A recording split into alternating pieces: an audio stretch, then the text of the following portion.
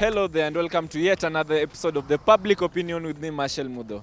Now, with less than 11 months to the general elections, politicians from across the country have come out to express their feelings that they have little or no belief at all in the Independent Electoral and Boundaries Commission, that is the IEBC. Now, let's reach out to the citizens of Kenya to find out if they have any confidence in the IEBC at all. Hello, how are you doing today? I'm very fine. What's your name? Morage. Do you believe we've ever had free and fair elections in Kenya? Not at the general level, but maybe if you had to break it down from, say, the wards, the constituencies and the counties, there are in some instances where I think the elections have been fair. At the national level, I don't think it's 100% fair.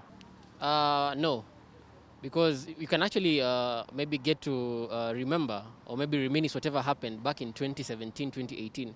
The elections weren't fair and they were actually nullified. And you even saw that people actually made petitions and they went ahead to court just to prove that the election wasn't fair, and they had to, it was nullified. Yeah. I don't think we've had a free and fair election in Kenya. Why would you say that? If we were to have like a free and fair election in Kenya, I don't think we would be having disputes every other time. So a free and fair election should be an election that is accepted by both parties.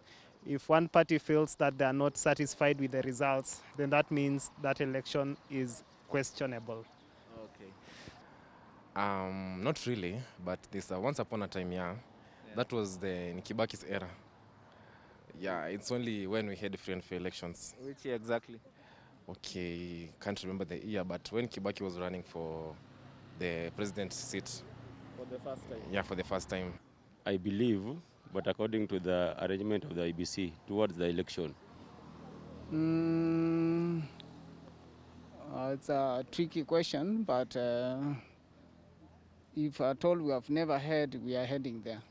And as at now, do you believe the IEBC is ready for next year's general election? Well, absolutely, yes. IBC is actually ready because we can see that we have new elected delegates who will actually ensure that the election is credible and it's going to be free and fair.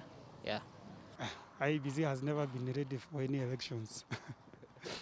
If they can't conduct some simple by-elections, and not just looking at the casting of votes, the tallying and reading of results, we look at even enforcing rules to do with the campaigning, for instance.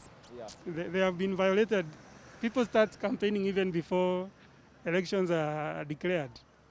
So to that extent, I think IEBC has never been ready for any elections. Okay. I'm not sure, but only that we can be sure that according to the information being given by the director of the IBC, Wafula Chebukati. Which is? According to? What information so far have you had from Chebukati? Okay, I've been hearing Chebukati saying that according to the recent campaign, that is very early recent campaign, it may bring some confusion and some disorganization according to the coming election. So according to him, in my mind, I think that the current ongoing campaign should be stopped, then the IBC to get ready for their forthcoming election. Okay, as for now, I think there are some strategies and measures being put in place to ensure that's what's happening. Yeah. But Kenya is Kenya. You can't be sure. It can do that. You know why? Why? If we take people who have not been in office and introduce them now, and we have got very, very, very, very little time towards election, I think it will not be fair. We should give Kenyans and the Chebukati team that credibility to do the election, even if it's the final term before they exit from the office. Okay. Yeah. So from the look of things, I don't think the IBC is prepared.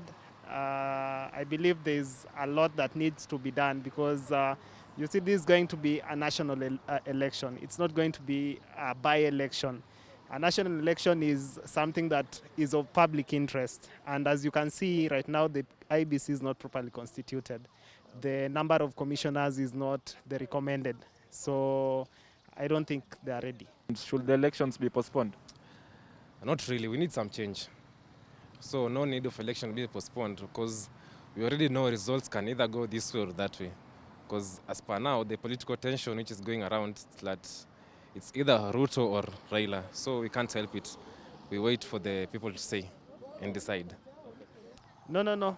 I think we've had enough of the Uhuru's regime, and it's time we get new blood into leadership. Right now, the country is sinking into debt, and it's only by getting new leaders that we are going to change that. Leaders with new policies. The more time we give them, the worse our economy will be. Not be postponed. Kenyans, they should be stick to their words and stick to the constitution. They said they want the elections to be done by, I think it's August. I think that's the best time. They should stick to the constitution. Okay. Yeah, that's a leadership. Okay, we are ready for another election next year according to the constitution that said that by next year, August, we should have it. We are ready for it. And we hope nothing should stop it. If the only basis we are going to use is readiness of IEBC, I don't think that can qualify. But if you are to look at other factors, maybe we can weigh and see the possible implications of having or not having elections. Like if you want to uphold the constitution, then there is no reason why we should postpone the elections. Absolutely not, because I believe that the election was to be held on August. August next year, God willing, 2022. Those who want it to be postponed have to give, heavy, or should I say,